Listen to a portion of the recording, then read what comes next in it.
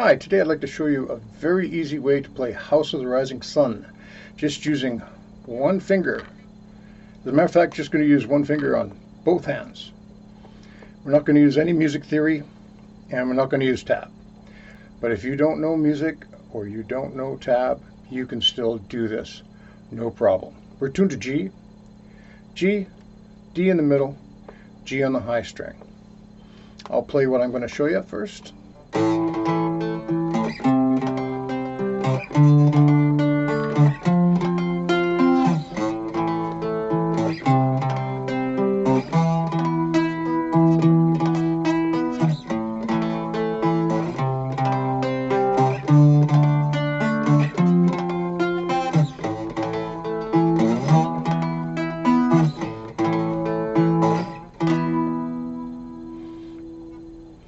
Okay, so we are going to start off on the 2nd fret. Every song has a progression. Well, some songs only have one chord, so I guess they don't have much of a progression. But any sequence of chords is called a progression. Our progression for this song, which I'm going to just write out in numbers, is 2, 5, 7, 10. That's sort of like part 1. Part 2 is 2, 5, 9. Part 3, if you will, is 2, 5, 7, 10. And what I'm going to call part 4 is 2, 9, 2, 9. Every number is a full 3-string chord that you can play with one finger. So that's 2. And I'm strumming with the back of my first finger because the nail on the way down makes it a little louder, and on the way up it's a little softer. But you can use your thumb or your pick if you want. Okay? So when we go to 5, it's 5, 5, 5. When we go to 7, 7, 7, 7, 10, all 10s, and the only other chord is 9, 9, 9, 9. Now we use exactly the same pattern on every chord throughout the entire song, except for the last chord. I tend to just strum that last chord. So when you do this, that's a strum. It's also called a brush. So the finger pattern, which I'm also going to use numbers to represent, is the low string 3, and then a brush across all of them, and then in reverse, string 1, string 2, string 3, like that. So I'm sort of reinforcing my finger with my thumb. You don't need to do that, or you can do it, or you can use a pick.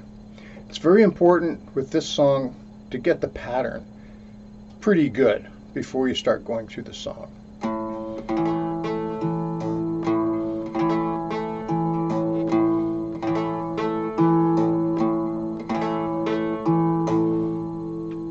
Now start slow, go whatever speed you can, and if that was too fast for you, you can also slow down this video. So the other thing to do is to not try to play the whole song all at once. It's a little overwhelming. It's take your pattern, and if that goes well, great, maybe start again.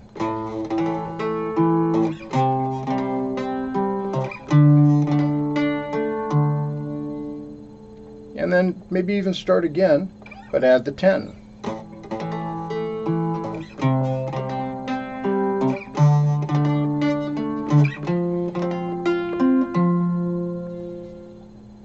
And when you're comfortable with that, that's part 1. It's also part 3. You've just learned half the song. Part 2 is simpler. Starts off on the 2nd fret again, 5th fret again, and then we do the pattern twice on the 9th fret.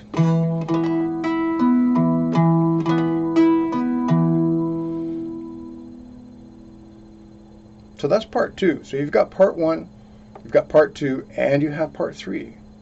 So how the song ends, or turns around, I should say, probably. Right to 9. Back to 2. And then I usually do a strum on 9.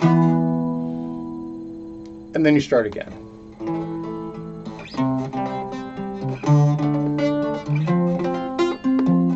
Like that.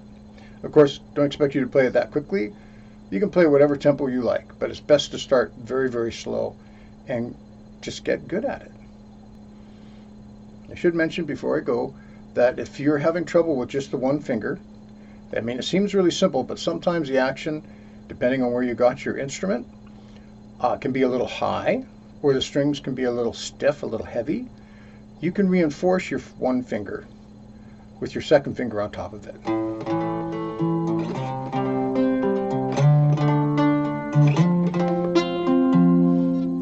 If, for some reason, you can't press down your strings with the two fingers together, then you should take your instrument to a local store or somebody who knows how to work on guitars and have the action lowered.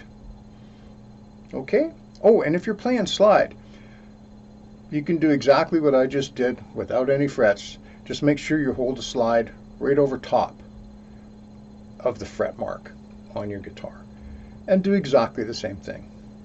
Hope you have fun with that. Have a great day.